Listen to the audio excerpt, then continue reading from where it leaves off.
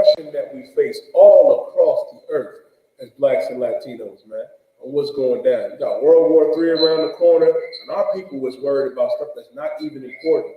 USB audio. No, we good. Most High Christ. Just making sure, man, like we not kept in privy to stuff that's really going down. We ready to look at what's trending on Twitter, what's trending on TikTok, what's, all the non-stupid, non-important stuff, man. Well, we got everyday shit that's going on that, that affects our people every day, like oppression. Every brother, every sister that's in the ghetto and the barrio and so-called reservation, we going through. We being lied to by the pastors, by the imams, your community leaders. I can go in on them on and on and on. That's why it's important for us to wake up and get into the game. And right now, the game that's being played on our people is thinking, just to go into it a little bit, a lot of brothers, a lot of brothers believe, especially with this new passport movement, passport bro movement. You think that you got to go out of the country to go get a sister, to go get a woman. I'm going to say something that's going to break a lot of brothers' hearts, and brothers need to hear it. You're going to hear it from me. The passport bro movement itself is weak. It is. It is a weak movement by weak brothers. Like it is, I don't think brothers understand it. Now I get it. If the norm is, but Eve, the sisters over here, they've been westernized, they don't really respect the man, it's rough. I'm not saying it's not rough, but goddamn, we grew up westernized too. We grew up in the same ghetto and barrio as them too. You know what it really boils down to? A lot of you brothers are just afraid to talk to sisters over here. You think it's easy to go over to the DR, to go to Brazil, to go to Costa Rica and whore yourself out and make whores out of the sisters over there, man. Can't do that. You can't do that. Like that is such an evil thing to do. And then to throw everybody in the same category, like, it's all sisters over here in the West. That is not true. You got a lot of good sisters still out there, like you got a lot of good brothers. The problem is open communication. But you can't have that open line of communication because you're too busy trying to go and get what? What's fast, easy, and efficient. Looking on that Instagram, looking on Twitter, looking at stuff that's not even real. Like having unreal expectations. That's what it really boils down to. That's why in the scriptures, I'm going to read it. Romans 13:11, it says, and that knowing the time that it's high time to awake out of sleep. We have to wake out of this sleep that we in right now. We got to realize, man, as blacks and Latinos, we are all we got. All we got is each other. And it's important to realize that, man, because right now, they are trying to divide us. They're trying to divide our people by every mean and by every norm through the media, and through marketing. It is ridiculous right now. The campaign that is being run on our people is absolutely ridiculous. And we're falling, for this okie doke. We can't continue to do that. Like you can't continue to walk around thinking, I'm socially woke. I'm socially conscious. I understand this is going on. So if you understand it, you'll understand the importance of unity, the importance of brotherhood, the importance of understanding it as an Israelite, as a black, Latino, or Native Indian man or woman, that we have rules that we have to live by. We have commandments that we have to keep. You can't go out there and throw your body around to just anybody and everybody, looking for what's fast, easy, and efficient. You can't go out there and live a certain type of lifestyle, living like the oppressor, living like the colonizer. Like, I hate to tell some of y'all brothers, man, you're not free white in 21. That goes for you sisters too. You're not free white in 21. We cannot live their lifestyle. Like, I'm going to go into it, Lord Christ, Shabbat. Like, the whole passport bro movement, that's free white in 21. Y'all remember that so-called oppressor man, Russ Limbaugh? He used to go to Brazil all the time. Going to Costa Rica, going to the DR. That's what the oppressor does. Now, you going over there, and you're not even looking at them sisters like they're your sister. You're looking at them like they're not. Because if you did look at them like their sisters, you wouldn't even go over there. You go somewhere else. Like, it was some oppressor, I.S.U.P.K, that was with this brother looking real effeminate, talking about, the women over there are so exotic. They're so this, they're so that. But you're supposed to be woke. You're supposed to be conscious. Don't you understand, right? How evil that is? Knowing the campaign, knowing over here what they're trying to do. And I'm not going to deny it. They have destroyed the image, you know what I mean, of the brothers over here. Like it is like they've made masculinity toxic. Like it's a trend now to say, oh, you're too masculine. Oh, this is toxic masculinity. And then what do? You try to throw a little femininity in there. And everybody can see it. Brother, it's all right to be a masculine brother. But in America, they tell us, oh, it's an evil thing. You got to be more in touch with your feminine side. You gotta be like Dwayne Wade and let your woman take the first step in front of you. Y'all saw that cover photo with Rihanna and A$AP Rocky, right? Where Rihanna leading A$AP and A$AP holding the baby. Y'all look at that like, look at that family. But you don't understand the symbolism behind that. Like the whole family structure is being attacked right now in this place, man. This whole family structure, and right now we asleep. You don't realize that all of these different movements, all of these different campaigns, they're being used to destroy us, man. Everything is turned upside down. Like the Most High, if I could, I get that from me in 1 Corinthians, man. And Shabar, go to Romans chapter 13 and verse 11. They don't want us to know, man, that the brother, is nothing wrong with you being the head of your household. And being the head of that household, man, we got to take that responsibility and understand. And I know our sisters is messed up. I know the sisters is out of order. But whose job is that for them to put them back in order? That's our job, black man. That's our job. We have to do it. We have to do it. You got to be man up and say, listen, man, the whole household is out of order. I got to get it together. You know why grandpa and grandma was together and was cool? And why a lot of our older parents are still together and cool now? Because our fathers and grandfathers have led.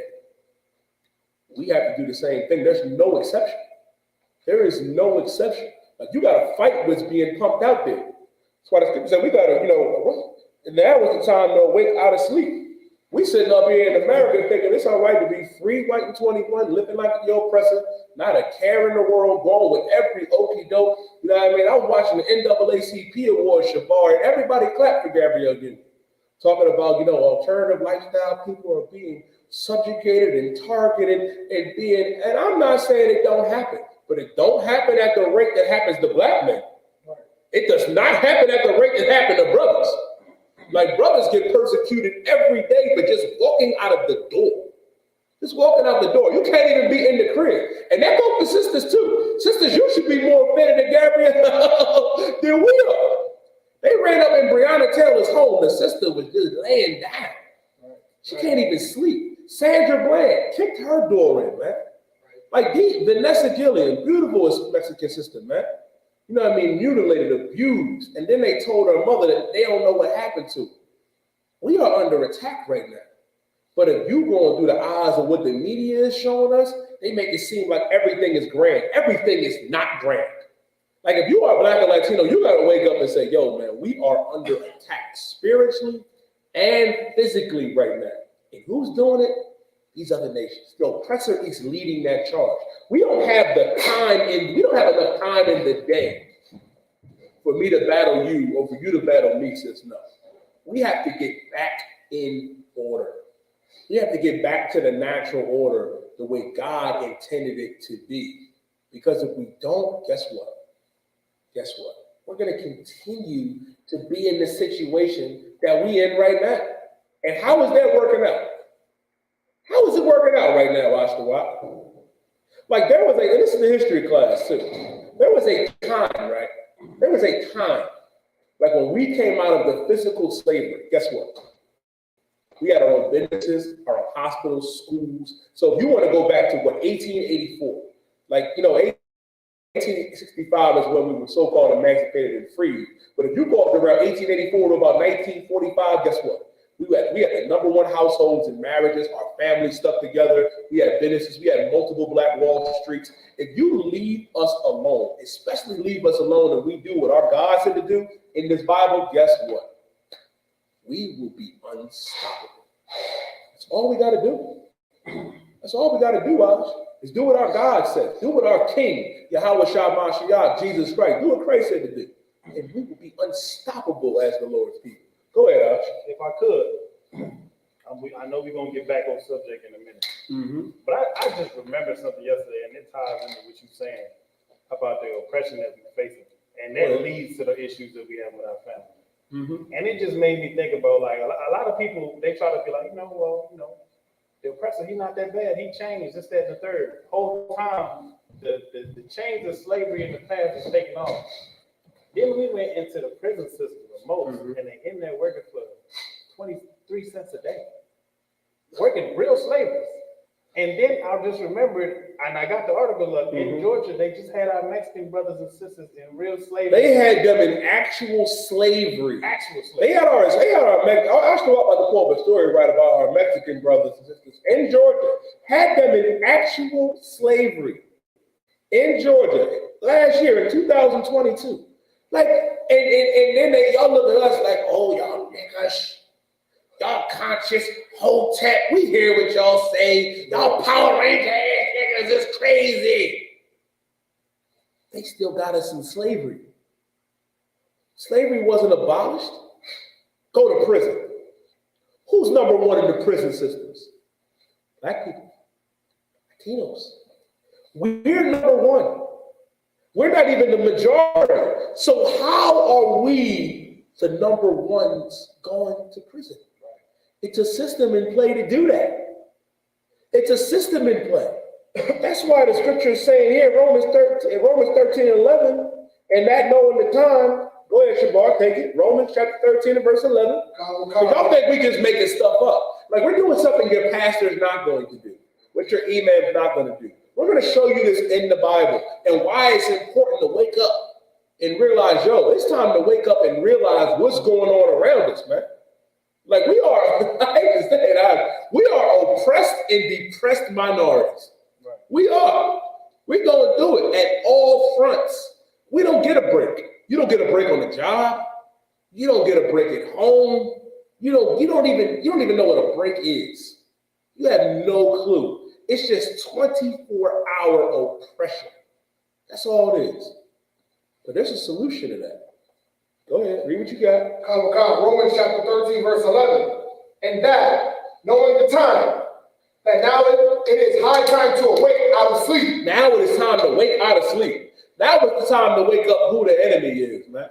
We've been trying to integrate with the enemy for how long, and how did that work out for us? How did that work out? My question is, for everybody that's tuning in online, what was wrong with our restaurants that we had? What was wrong with the Negro League, man? Watching brothers and Latinos play baseball, that seemed a lot better than watching who? Bryce Harper, whoever that oppressive name is. Watching, Babe Ruth, watching them play. I think I would rather watch brothers play. Like imagine if you had to watch the NBA, right? But you only had to watch the oppressors and colonizers play. So that means outside of watching Nikola Jokic and Luka Doncic, the only two good colonizers in the NBA, you gotta watch them play 24/7. You can't watch LeBron. You can't watch Kevin Durant. You can't watch Devin Booker. You can't watch them. Go watch them. Come on, man. Can you imagine, Shabar? Watching Danny Ainge, Dan Marley, Bob Cousins, Larry Bird, and them just play all day now. It's an agenda against us, man. And nobody sees it because you're too busy trying to fight for the other side. I would love for us to have our own NBA, right? Our own NFL, our own MLB, our own soccer leagues. Hell, I would prefer our own schools. I don't know if y'all notice this, but HBCUs they're dying. They're dying. They are criminally underfunded. You know what I mean? They're criminally underfunded. But we don't have our own schools and private schools anymore, but we were forced to integrate with a monster that hates us. There was a story out in Oregon where these two little colonizer oppressive boys made this young, 11-year-old black boy lay down. They forced him down on the ground and made him reenact George Floyd's final moments, man. That's what we getting subjugated to. That's what we got integrated for, man. And it was an evil thing. My thing is, man, just leave us alone. Leave us alone and watch what happens. Before they can do that, we got to wake up. That's why it says in Romans 13:11, and that knowing the time, it is high time to awake out of sleep. Wake up. Realize that we have enemies, man. Realize that it ain't all peaches and cream and sunshine and rainbows, man. That's the first thing we got to realize. We got to realize that we have enemies, that we have ops. You're right, we do have to live righteously by what God said. And that's the problem. We look at each other. We look at each other as ops, not realizing our real ops. They wear the badge. They wear the suit. They're your teachers. They're your managers. That's the real op. They're the real ones. You my brother, man. You ain't my op. You're my brother. You're my sister. And we got to realize that, man. We got to wake up and understand that point before anything else. Yes, we do have ops, but our ops don't look like me and you. Our ops are a completely different man, a whole different nature that is in charge right now. Keep going. Okay. For now is our salvation nearer than when we believe. And now is our salvation nearer. Now is our salvation nearer. Oppressor called me blasphemous for saying that. How dare you, oppressor? Talk about I'm blasphemous. You know what was blasphemous? Putting my people on cargo slave ships was blasphemous. That's right. Putting my people on cargo slave ships, tearing them away from their families is blasphemous. Locking up my Latino La Raza brothers and sisters up in cages while you let the Ukrainians walk free right through the border, that's blasphemous. Pointing your weapons, whipping my Haitian brothers and sisters, man, on horseback, that was blasphemous. That's at the nerve of the oppressor Shabbat. Talking about, oh, you're blasphemous, because I love my people. I love blacks, Latinos, and Native American Indians, man.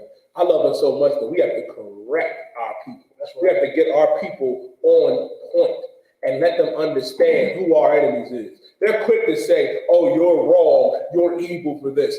Then what are you? That's the other side of critical race theory that they don't want our people to know.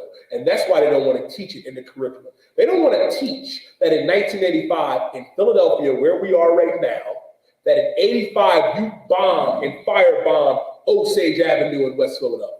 You don't want us to know that in the 1920s you went to Rosewood and every Black Wall Street and the big one down in Tulsa, Oklahoma, and destroyed and ravished our people.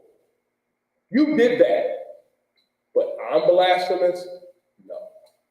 You're evil.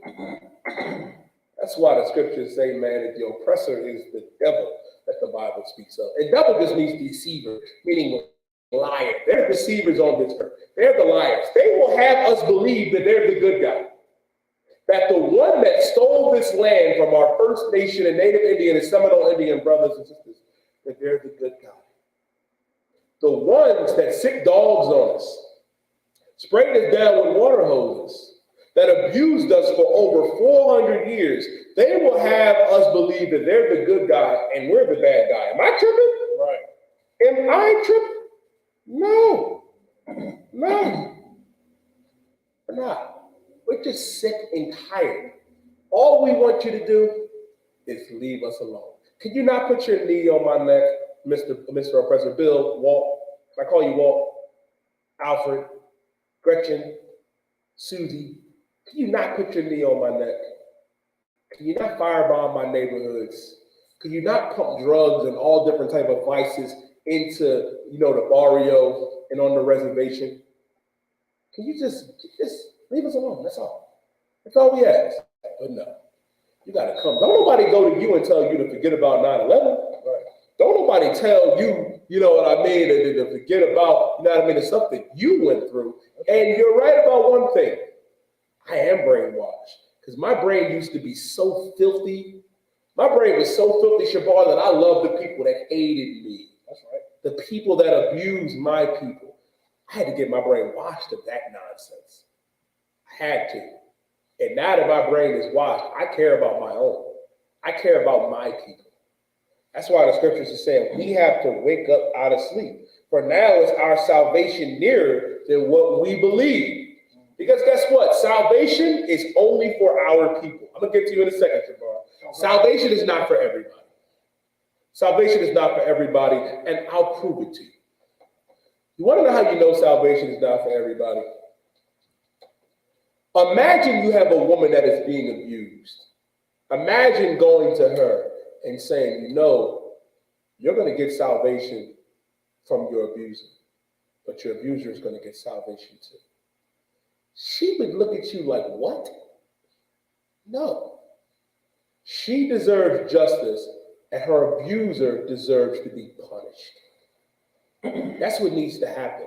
And that's what Christ is going to do. That is what Jesus Christ is going to do. He's going to save his people and punish the ones that did this to our people. Let me get Shabar, then I'm going to get to you, Ashtawa. Go ahead.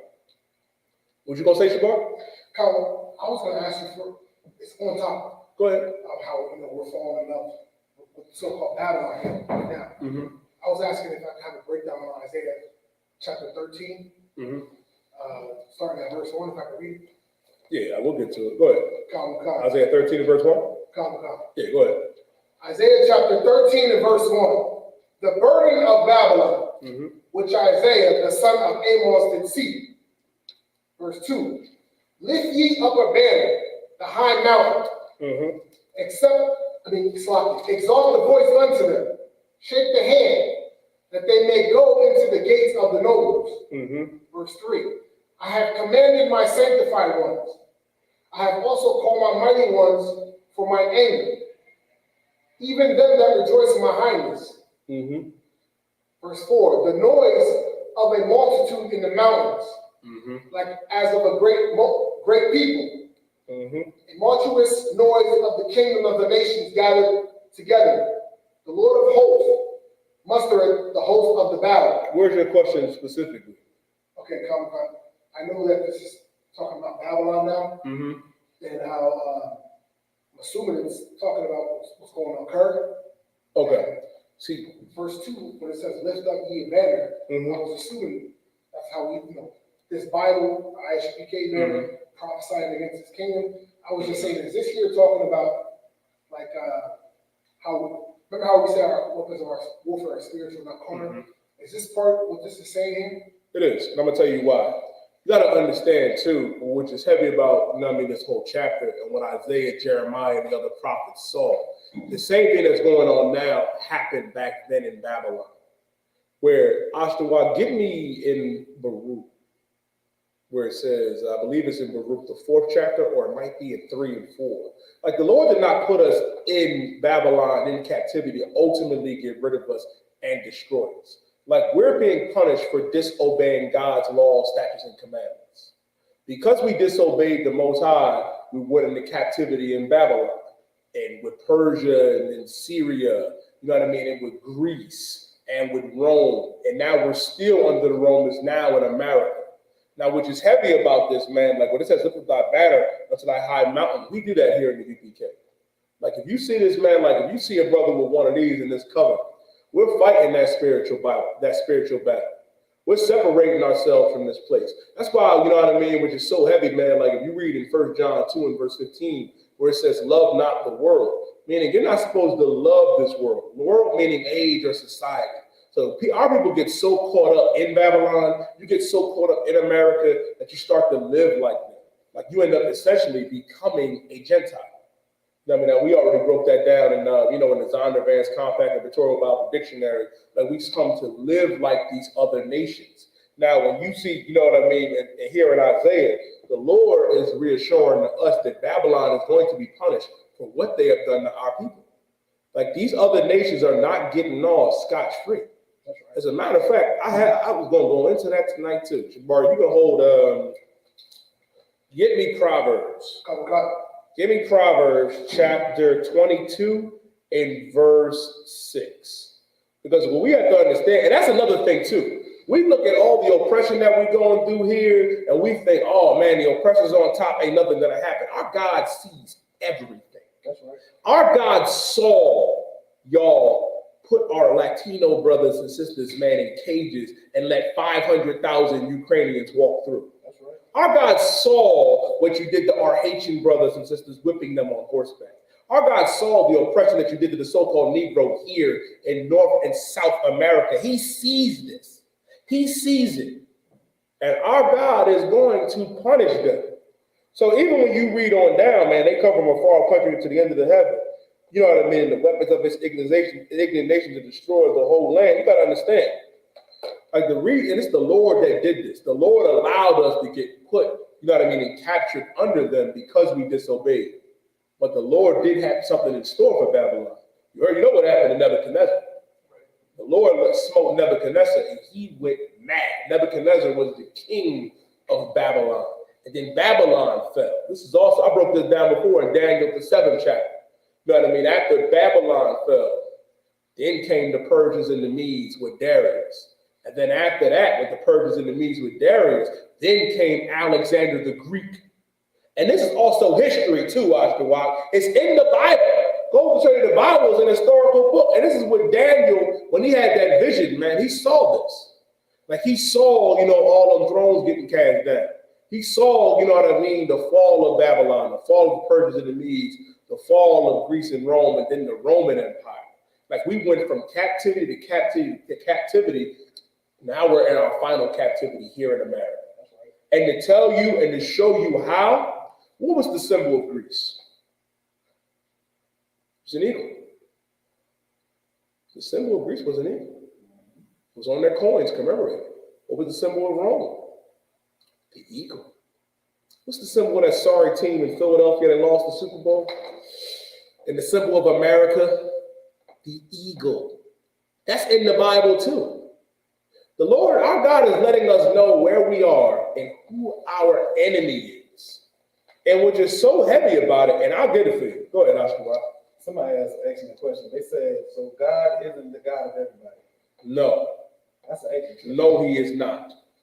No, he is not. That is an excellent question. Get that bomb out of my chat, I.S.U.P.K. You'll see him. And I'll prove it to you. First of all, you got to understand. If you go to Deuteronomy 6 and 4, well, what you got? I was going to put that precept about the eagle that you just mentioned. Oh, hold that. Deuteronomy 6 and 4 says, "Hear, O Israel, the Lord our God is one Lord," meaning Shema Yasha Allah Yahweh Allahayanawa Yahweh Akkad. Meaning he's our God. He's our power. He ain't the God of everybody. He don't know everybody. He don't. Y'all know the precept I want on that. You give me the one in Psalms, or I'll take Amos. You know, and that's a good question. First of all, the segue, everybody has a God. Everybody has a God. And this is the thing. The Chinese have Buddha. You know what I mean? The Arabs have Allah. The Africans have whatever voodoo, whatever they worship. Ra, Akhenaten, whatever they want to, you know what I mean? Mr. Nancy. You know, they got all different type of gods. But why does the Black and Latino man and woman have the same God as the white man? Right. Why do we both have white Jesus? Y'all don't see the problem with that? Why do we both have Caesar Borgia? Let me explain something to everybody, that's something that y'all probably don't know. God is a nigga in spirit. To be politically correct for TikTok, the Most High God, Yahweh, is a black man in spirit, and that's in the Bible. I'm going to get that too, but let me get this first. Book of Psalms, chapter 147 and verse 19. Oh yeah, that's good. He showeth his word unto Jacob. He showed his word unto who? Unto Jacob. The Bible says he showed his word unto Jacob. Jacob, whose name was later changed to Israel. God said he showed his word to Jacob. What is his word? Law. He showed it to Jacob. He didn't show it to everybody. If he was everybody's God, why didn't it say, I showed my word unto the entire earth, unto all of humanity? God has only been dealing with one people. That's Israelites. That's all. Not everybody. He showed his word unto Jacob. Read. His statutes and his judgments unto Israel. Unto the world. Unto Israel. Unto everybody. Unto Israel. Unto Israel. That's who he showed it to. He showed it unto Israel. Not everybody. Unto Israel. Keep going. Verse 20. He hath not dealt so with any nation. He have not what? Dealt so with any nation. He have not dealt so with any nation. Now give me Amos. Now give me Amos 3:1. Start at Amos 3:1. I give you one more. It says, our God has not dealt so with any nation. He hasn't dealt with everybody. And it's a good question because a lot of people don't understand or know because you haven't been taught the Bible. Y'all don't even read it anymore. Right. I'm convinced you go in that church and sing and dance and stomp your feet. That's all you do. That's all you do. You don't know. That's all you do. Go ahead, Oscar Wilde. I think you give it too much credit. I don't think they know nothing about the Bible. This particular group that's in the chat right now, these might be the most ignorant people that ever got in this chat. They don't know nothing that they talking about at all. They just ignorant. Like, I don't know if the football season ended, so they know they'll be. That's what it is. Like, they bored. So now they bored. They just want to, like, it's ridiculous. Like, this is the slowest chat I ever saw. Like, we sitting here reading out the scriptures that God had a specific group of people. And you sitting there, and this is a nation full of people calling themselves the Jews. They call themselves the Jews, because we know. But they call themselves the Jews. You don't think they think the same thing? You sit, like, even for Christianity and them to exist at the same time, somebody got to be wrong. And y'all don't even recognize that duality naturally before we come and show y'all the real truth. You don't even understand what's in your face. It's so dumb. Like, what you said is so heavy. Everybody cannot be right. Right.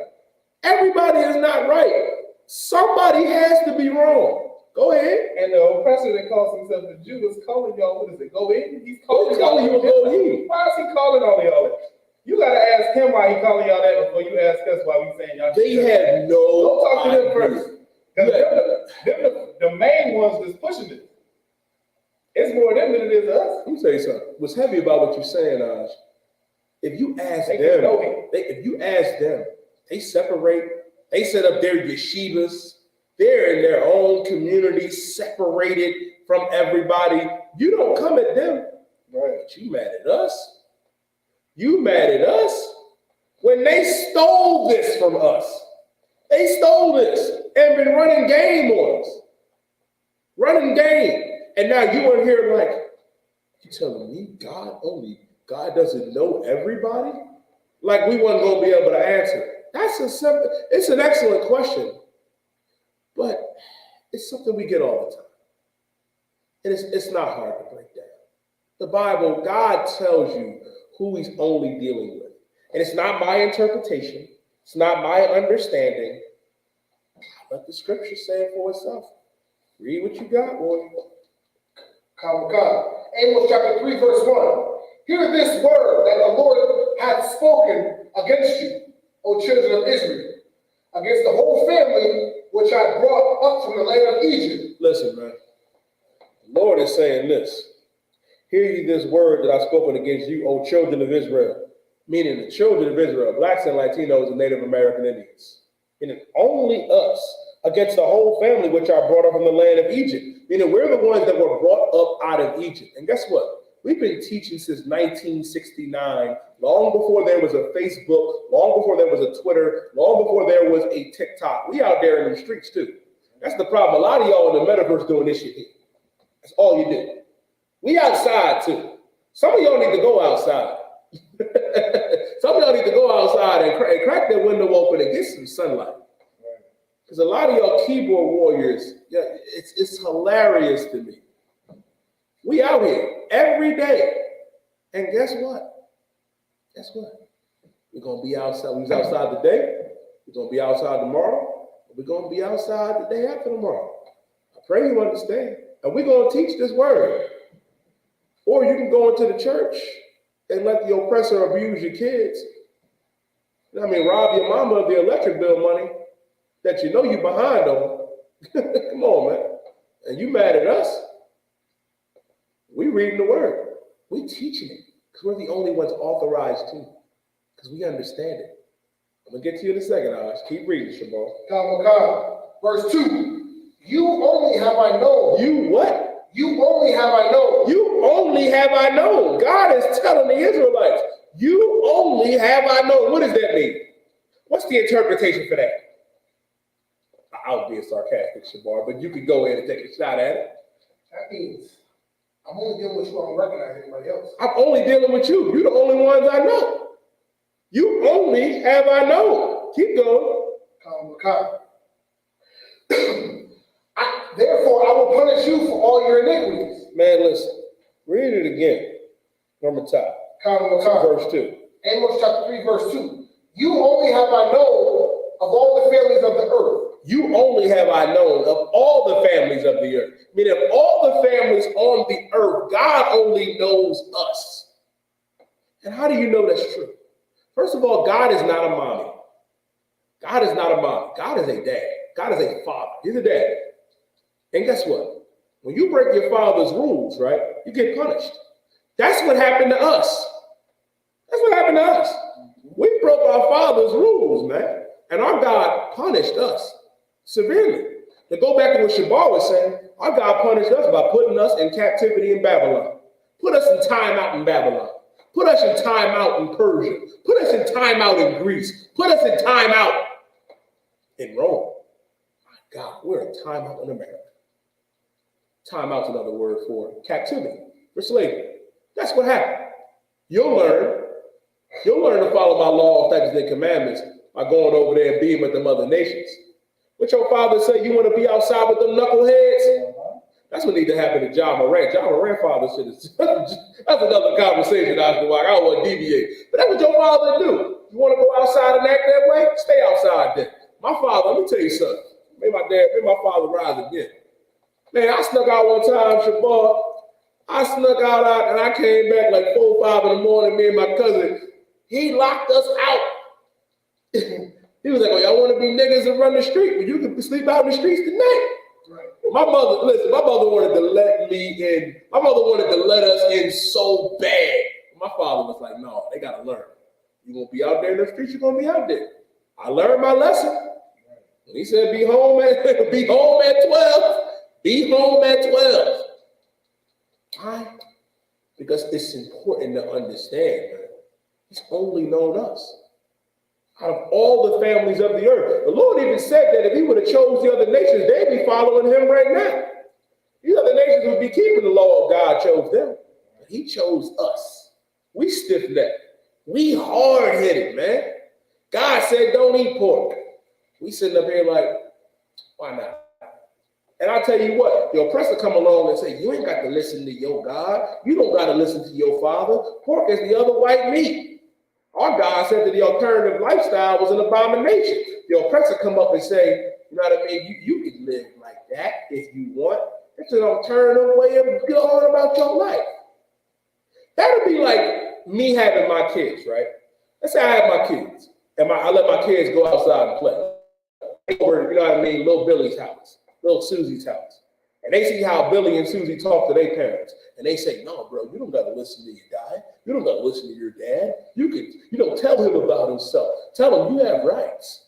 Tell him, you don't have to clean your room. This is my room. This is my space. And then your kids come home and start talking that nonsense. Dad, you're encroaching on my face, Father. Sir, this is my room. I don't have to clean it when you tell me to. Nigga. Could you imagine, like everybody, we all black, right? We all black and Latino. Could you imagine telling your father, your mother, no, when they ask you to clean your room? It don't, like, the shit don't compute up here. It doesn't compute. You like, yo, you see how Billy and them talk to their parents. You be like, yo, that'd get me annihilated. That's what happened with us and our God. That's right. We took Billy's advice. We took Sarah's advice. We took Susie and Archibald's advice, and now we're in trouble. Now we're in captivity. Following after them. God damn. Go ahead, Alex. If I could, I had something I wanted to bring out, but I wanted to see something on the TikTok chat. Could we see something? Could we run a poll on TikTok and the live? We'll say it again. Could we run a poll on TikTok and the live? Can we ask people on TikTok questions? Could we ask the people, does God hate in the Bible? Can we ask the people that? Let us get a yes or no. Does God hate in the chat? Can y'all put that up there? Hey, I'm gonna tell you something else too, man. To the other brother that just commented, man. Here's the problem with y'all. Said I took God's name in vain. Y'all don't even know God's name. That's right. You don't even know God's name. You have no clue. It ain't Jehovah. It ain't God. The Lord's name is Yahweh. But it's all right. You're in the right place to be edified. You're in the right place to learn. It's okay. It's all right. Some of y'all, and here's the thing too, right? Well, and what I noticed too, Shabar, it's easy to get online and be antagonistic. It is. It ain't Yahuwah. It's Yahweh. You know what I mean? It's Yahweh. That's the Lord's name. You can tune in, you know what I mean, for the I.S.U.P.K. Lashawan Quadash, the Hebrew class tomorrow. And my big brother, priest and officer of 5,000 Marab, break it down to you. The thing is, man, we have to realize that the Most High is our Father. And we're being punished right now because we disobeyed him. And here's the thing too, right? What is so heavy about it? Everybody wants to make excuses. Everybody wants to understand and say, oh, but what about the other nations? What about the Gentiles? God is the God of the Gentiles. But which Gentiles? You know what I mean? And once somebody posted Romans 3:29, is he the God of the Jews only? Is he not also the God of the Gentiles? Yes, of the Gentiles also. Now, this is what dummies don't understand. This is in Romans, the 3rd chapter, right? Romans 3:1, because Christians don't read. They don't understand context. I'll read this. They want me to read a little bit more on TikTok, so I will. I'm not allergic to reading. Romans 3:1, what advantage then hath the Jew? Or what profit is there of circumcision? Meaning, what advantage do we have as being Jews? What advantage? Go ahead, Shabar. Much in every way, because the so-called Stop. Verse 2 says, much every way chiefly. Shabar is right. Give him a hand. He knows the Bible. That's the profit of being a Jew. We're reading out of the King James Bible, KJV. You can follow along with me if you didn't want to be an antagonizing little. If you would just follow along with me, my good brother in Christ. Follow along with me. I'm reading out of the King James Bible. It says, much every way chiefly, because unto them were committed the oracles of God. Meaning, we were giving the oracles, and we was just reading it. The oracles is the law, statutes, and commandments. Now, when you drop down to verse 29, it says, he the God of the Jews only. Is he not also of the Gentiles? Yes. And I'm going to tell you why. Which Gentiles? Ooh-wee. Ooh-wee. Why did I say that? You do realize that there are Jews that are living like Gentiles, right? That's right. You do realize that. And I'm going to break it down for you. I.S.U.P.K, give me Matthew chapter, you know what I want, Matthew chapter 10, right? 5 and 6. Shabar, get me in the Zondervan Compact Bible Dictionary or Pictorial Bible Dictionary and hold Acts chapter 21 and verse 20. Well, we have to understand, right? When you see Gentiles, you know what I mean, usually means, other nations, but sometimes refers to Israel. As a matter of fact, can you pass it to me, Shabar? come God. Give me the Pictorial Bible Dictionary. Give me both of them. Give me both of them for you. Now, what you see here, right, is the Zondervan Bible dictionaries. The Pictorial Bible Dictionary, the Zondervan, and the Compact Bible Dictionary. We're going to read to you the definition of Gentiles, because obviously our people don't understand. Now, you can actually pick these books up. We didn't write it. I didn't go to the Zondervan College. No. I didn't go to the Zondervan College. I didn't go there, Shabar. I went to UCLA, actually. Oh, y'all looking at me like, God damn, that nigga smart. He went to UCLA. I went to the University at the corner of Lincoln Avenue. You know what I mean? I didn't go to, you know what I mean? We didn't go to the Zondervan College. However, reading is fundamental. And reading is something that a lot of our peoples don't do. Now, Gentiles. We're in the Zondervan Pictorial Bible Dictionary. It's the same in the Compact Bible Dictionary as well. Gentiles. On page 307, Gentiles usually means other nations. Usually means a non-Israelite people. Sometimes refers to Israel. Now, it usually means a non-Israelite, but it sometimes refers to Israelites. So you have to understand what Gentiles is being talked about in Romans, the 3rd chapter, and the 29th verse. I'll help you out. Go to Matthew chapter 10 and verse 5. The book of Matthew chapter 10 and verse 5. These 12 Jesus sent forth and commanded them, saying. Now, these 12 Jesus sent forth. Christ, Jesus Christ, the Yahweh Mashiach. These 12, the 12 is the 12 disciples. Read. Saying, go not into the way of the Gentiles. Go not into the way of the Gentiles. Wait a minute. I thought he was the God of the Gentiles, which he is. But why is Christ saying go not into the way of the Gentiles? Well, we know, we just read in the Zondervan, it usually means a non-Israelite people, but sometimes refers to Israel. Christ is talking about the non-Israelites when he says go not unto the way of the Gentiles. Meaning don't go to the other nations. And that's the problem that we have, man. Every time we come up and try to uplift blacks and Latinos, it's you. Can I? It's you stepping. It's you oppressor loving Negroes, man. Y'all love your oppressors so much that you fight for them instead of fighting for your brother, man. That's right. Christ is speaking. You know more than Christ? You telling me you know more than Jesus? You know more than Yahushua? He said it right here in Matthew, the 10th chapter, in the 5th verse. Go not into the way of the Gentiles. And he said, don't go to these other nations. And he's going to tell you who to go to. Keep reading. Come. Go not into the way of the Gentiles. Go not into the way of the Gentiles. And you know what's the doctrine of devils? Christianity is the doctrine of devils, man. Right. Islam is the doctrine of devils. That's right. We read not the Bible. We read what Christ is saying. You get 86 here when you're done. Christ is speaking right now. So is Christ speaking of the doctrine of devils? I think not. Christ is the greatest man to ever walk the earth, and he's our king. And guess what? He was a nigga too. That's right. He's a black man. Laya Sha'ala. Now I'm gonna take my drink. They're gonna talk about that too. Right. When Christ came eating and drinking. That's right.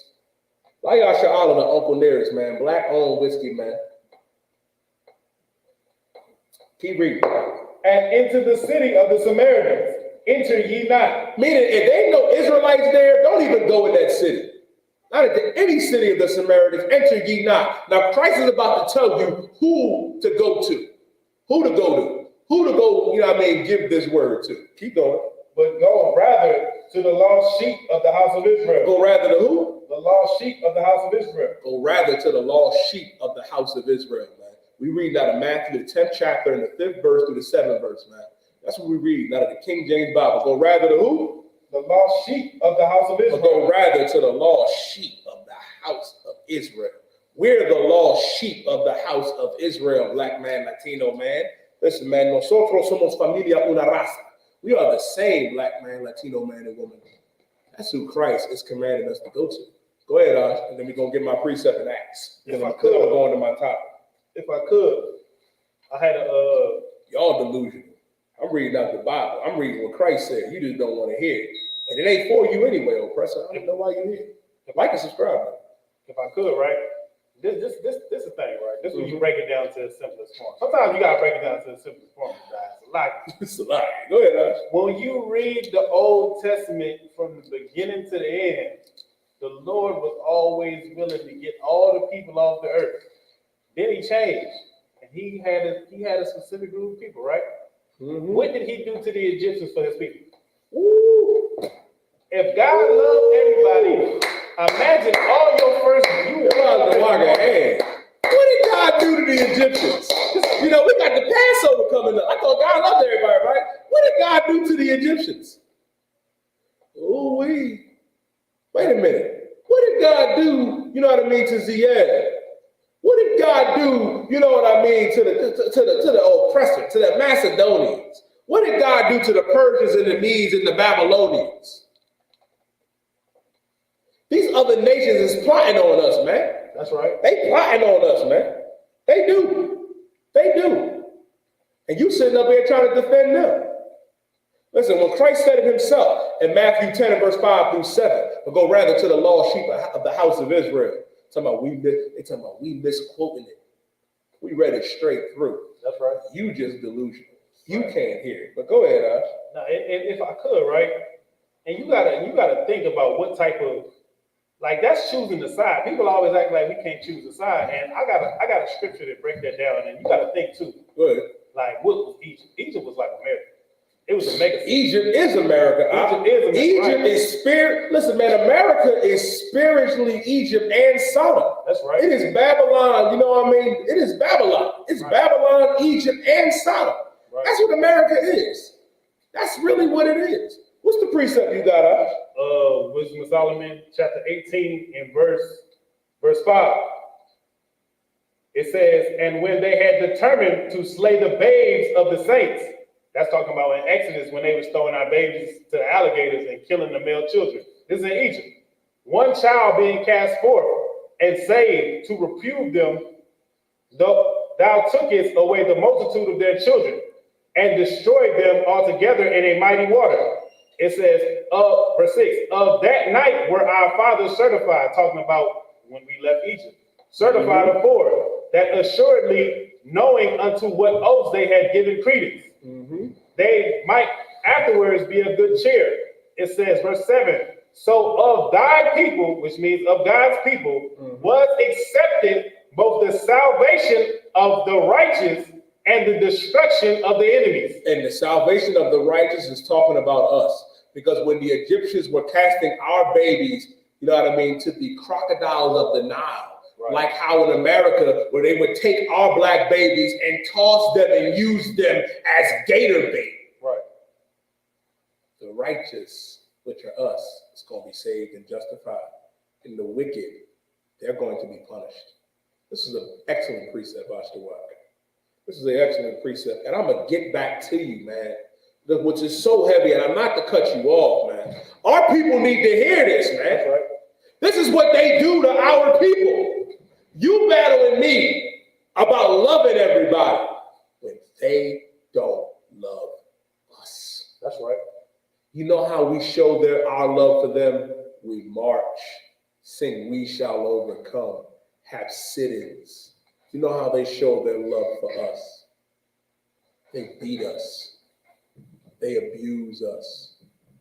They make public example of us, shaming us, turning us against one another. They don't have to openly do those things no more. They could step and fetch Negroes like you to do it now.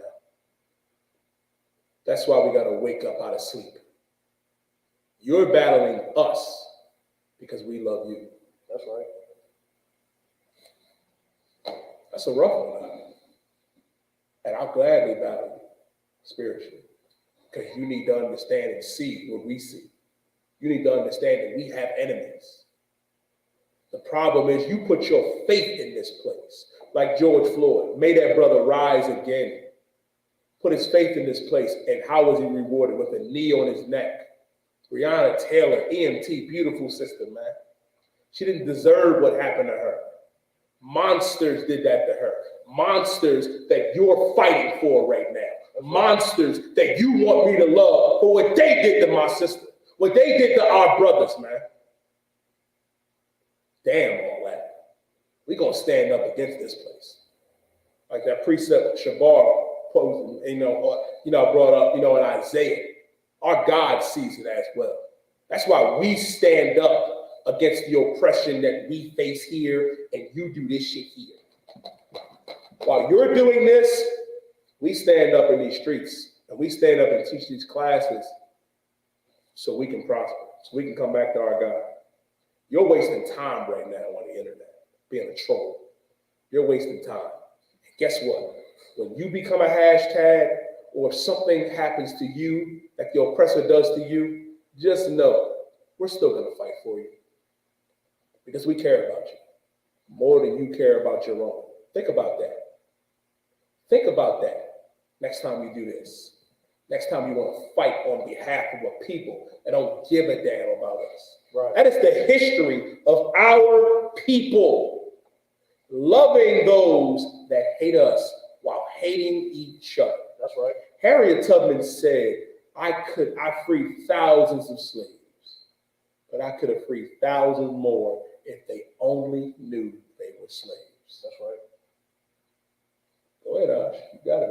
If I could, somebody in the comments want to be ignorant. Now, what we just read is the Israelites had to realize, in order for our children to live in this day, in order for our children to live, God has to intervene and do something to the people that are killing our children, which he did in Egypt, which he killed, he unalived their children.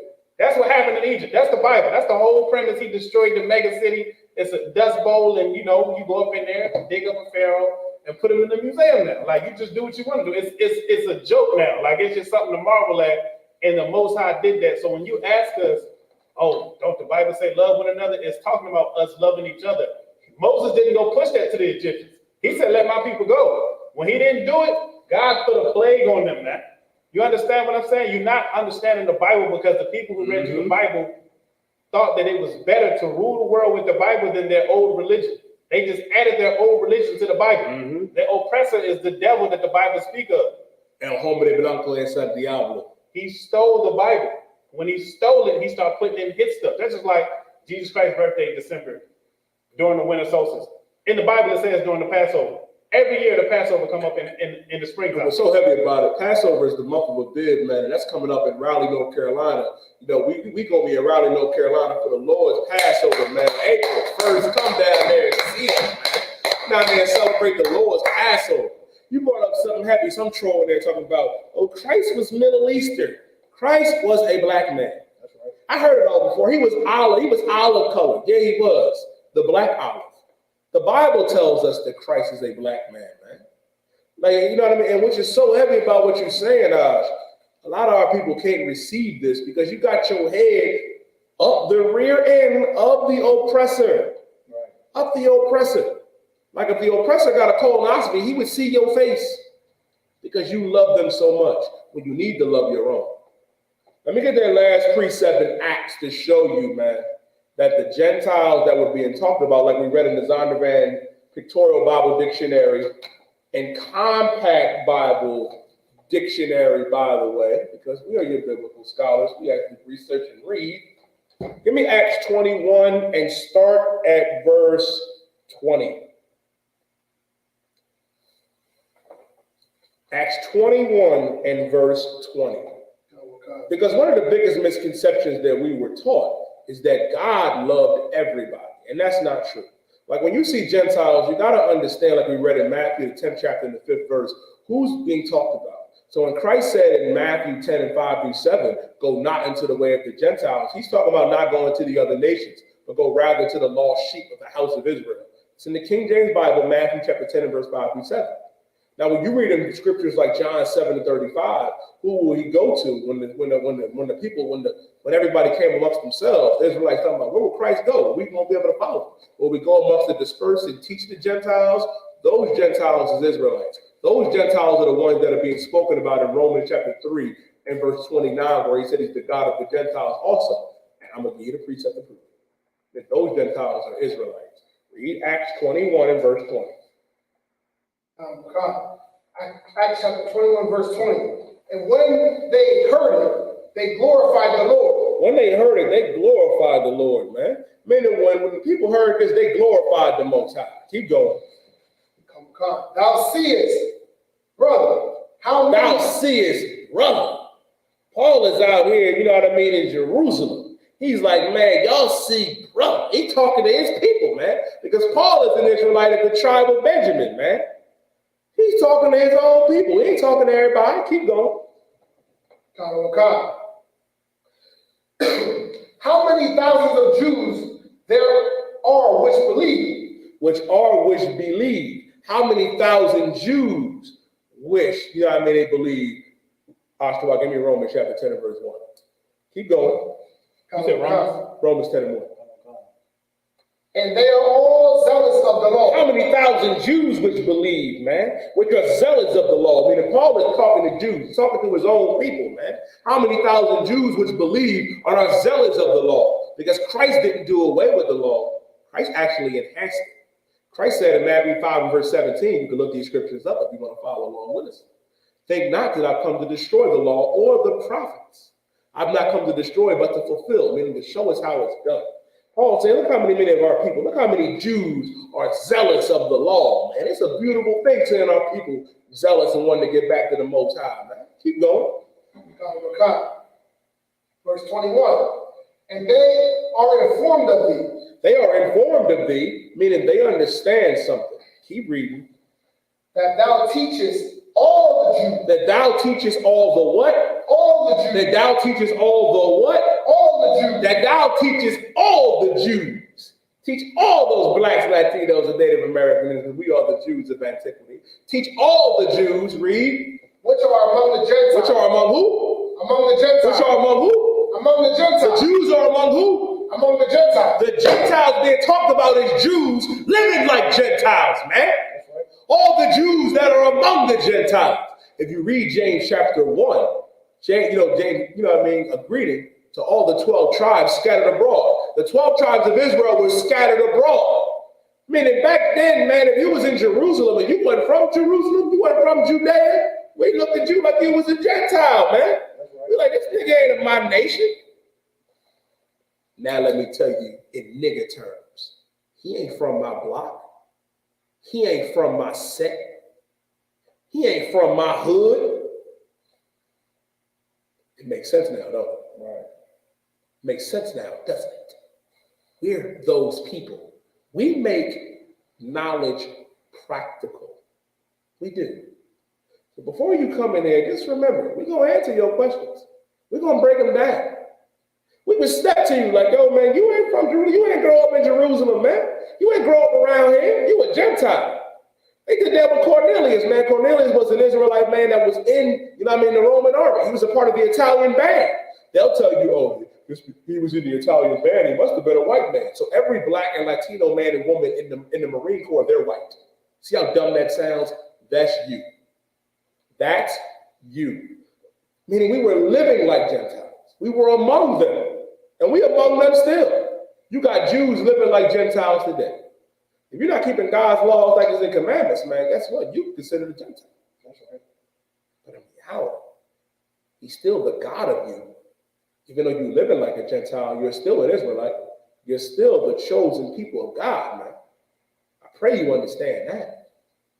Now, what's the other precept I called for? Romans 10 and 1, right? Another brother had a question. Well, he ignorantly, before I get that, this is where you wrong, homie. Talking about I fell for a cult. No, I'm a cult leader. Get it right. I'm a cult leader. I ain't just in a cult. I'm a cult leader. Get it right. I pray you understand. And you're lost. You know what a real cult is? Christianity, where you go take your money, where you go take the bill money and the rent money and the mortgage money and give it to a pastor that's going to buy a Rolls Royce and stun on you. Right. Where you, that's, but I'm in a cult. You about to give the electric bill money to pastor TD Jakes. And he going to flash all that gold, all that silver, that new car, that new mansion. Are you struggling just like me to make ends meet? God damn. I used to watch my mother take the electric bill money. I used to watch and give it to Pastor Ruff. She would give the money. I'd be like, Mama be like, listen, my mama ain't know no better. Tell my baby, I don't know how we gonna pay this electric bill. Let me get Pastor Ruff and his $90. I'm like, God damn. He should be giving us money to pay the bills, man. Right. And we pay the bills of our people, man. And I.S.U.P.K, we pay the rent, mortgages. We help our people out, man. That's why we went down to Acuna, Mexico to help our Haitian brothers and sisters, man. You can look that up, Mission to Acuna, man. We went down there to help our Haitian brothers and sisters. We helping our Hispanic brothers and sisters, man. We care about God's chosen people. And your pastor doesn't. He don't care. We do. We do. That's why you can see the fruit, man, that we grew, that we make. Now, another brother said, Paul said that he wished for everybody to be saved. That's not true. Now let me show you who Paul wanted to be saved. Give me Romans chapter 10 and verse 1. The book of Romans chapter 10 and verse 1. He's talking about a humble brag. Your pastor is bragging too. He bragging about taking your money. Your pastor is sleeping with your wife and touching your child right now while you arguing with me. Think about that. While you sitting up here doing this shit here, the Twitter fingers for me, the TikTok fingers for me, your pastor is having his way with your wife and your kids. It's lucky. Keep going. The book of Romans chapter 10. Brethren, my heart's desire and prayer to God for Israel. What was Paul's prayer to God? For Israel. For everybody. For Israel. For the world. For Israel. For Israel to be what? Is that they might be saved. That they might be saved, man. Meaning Paul is saying he wants Israelites to be saved. He wants our people to have salvation, not everybody. That's why we have to understand, man, the God of Paul is the same God of us, black man, Latino man, and woman. Shema Yasha Allah Yahweh Allah Hayanawa Yahweh Akah. What I said in Hebrew, because y'all don't know Hebrew, that our God is one God. Our God is one Lord. And he's only our God. Paul is saying he wants our people to be saved. Keep going. Someone come. For I bear them record that they have a zeal of God. Now, our people naturally have a zeal of God. Even you in the comment section doing this. You tough on TikTok and Twitter and Facebook and YouTube, I know. But you walk past us every Saturday with your head down. I know it kills you inside, but it's all right. Excuse my language. I know it mentally disturbs you that you get to see masculine priests of God on the corner teaching like we're supposed to do, and all you can do is put your head down and say, wait till I get on TikTok and Twitter and YouTube and show them a piece of my mind. But naturally, even you have a zeal of God. Our brothers and sisters in the church and in the Muslim mosque, you have a zeal of God. Keep going. But not according to knowledge. But not what? According to knowledge. But not according to knowledge. Not according to knowledge. What does it mean, not according to knowledge? This was a precept for Hosea chapter 4 and verse 6, where our people are destroyed for a lack of knowledge. Because your pastor and your imam, they're modern day Pharisees. The Pharisees don't believe, they didn't listen to Christ. They didn't believe in him. They hated Christ. And you do too. You claim to love Christ, to love Jesus, to love the Most High, but you hate him. That's why you continue to do everything that our God said not to do. Go ahead, Shabar. I want to bring out a precept, if I may, sir, for, you said the heart. Go ahead. Jeremiah chapter 17, verse 9. The heart is deceitful above all things. Listen, your heart is deceitful above all things. Your heart is your mind. All this does is pump blood. This pumps blood. Your heart is your mind, and it is deceitful. It's deceitful. That's why you go in that church and you don't read nothing. Y'all read everything out of context. Y'all don't read up. Y'all don't get the context of nothing. You're not even following along to even see if what we're reading is correct. Right. You're just assuming. But if you were following along and reading and saying, wait a minute, this brother is reading out the Bible, and this is what the Bible says. But you're too quick to be antagonistic. Why? Because you love your oppressor, you love your colonizer, you love America, and you hate black people. You hate Latinos. You hate Native American Indians. It wouldn't be an issue if we just admitted it. I want you to admit that you just hate black people. Right. You don't want to see our people come off of drugs, because that's what we do. We get our people off of drugs, get our sisters off them poles, get our sisters to close them, you know what I mean, OnlyFans account that they have that y'all brothers subscribe to, and that y'all brothers go and get a passport to go see. I ain't forget we're going to go into that as well. Y'all disgust me, man. Because you want to talk about everybody else but you can't understand your own faults. Right. I was an evil man in the past before I came in here.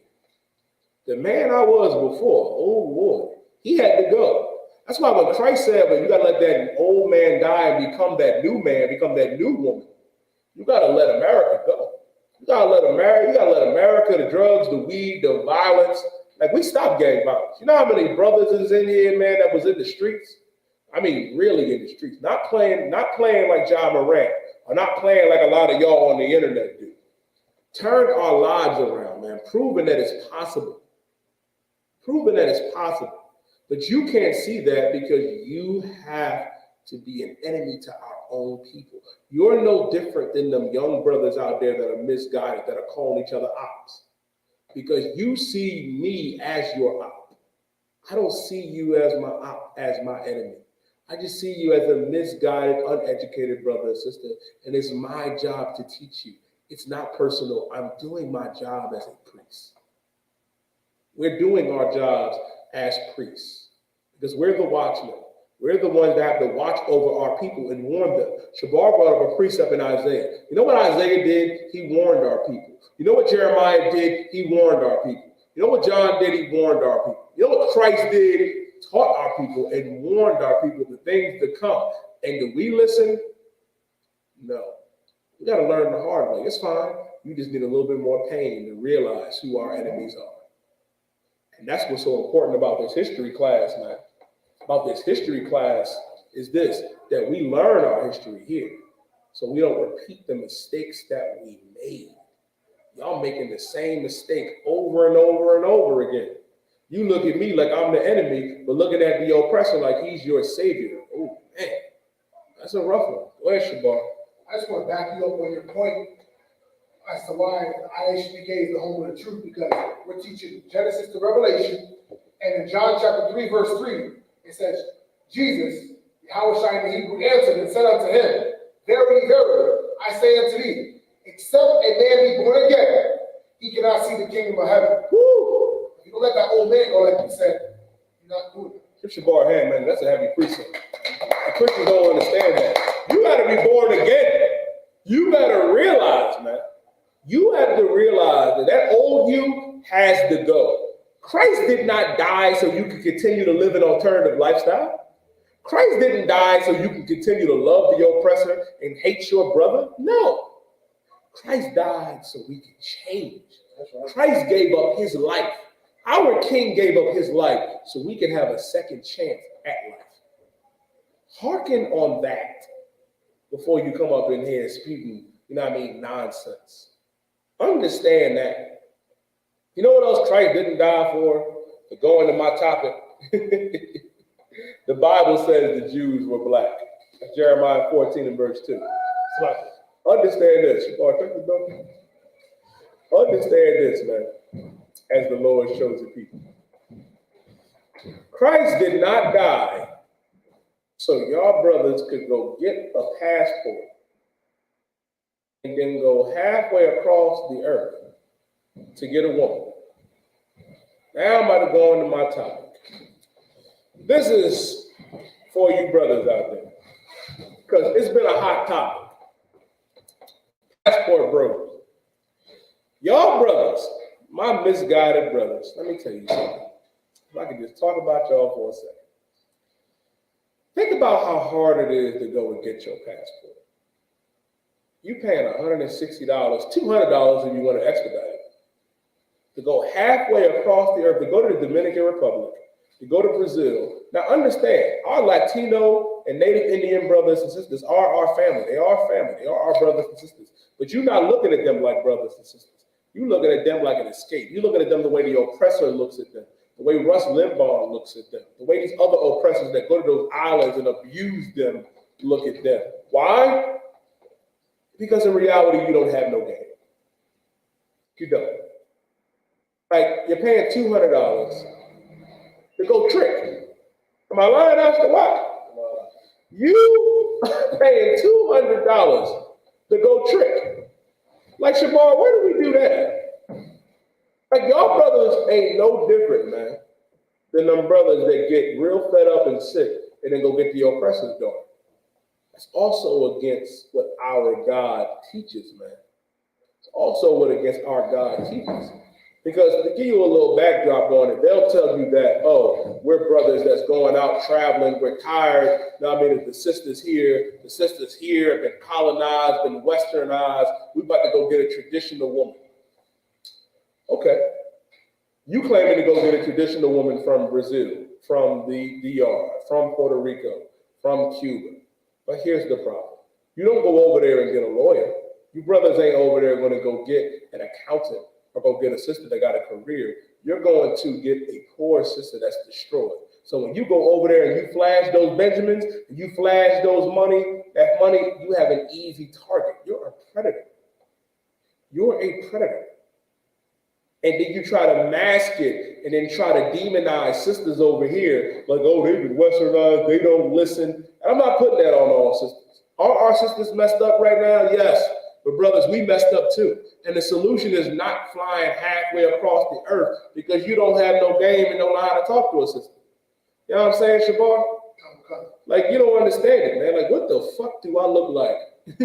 Paying $200 to go fly to DR because Keisha from down the block don't want to talk to me? Guess what? Keisha don't want to talk to me. I'll just go to the next block. I'll go to the next city. Travel. Listen, Captain Shock was breaking this down yesterday. Y'all brothers need to learn how. And it's not. And let me break this down to you. If you're a brother that likes to travel and you go over there, you meet a sister, you court her, you get a chance to get to know her, you building her up. Now, I mean, ain't nothing wrong with that. But if you going over there to trick, flashing money because you're scared to talk to a sister, that's really what it is 90% of the time.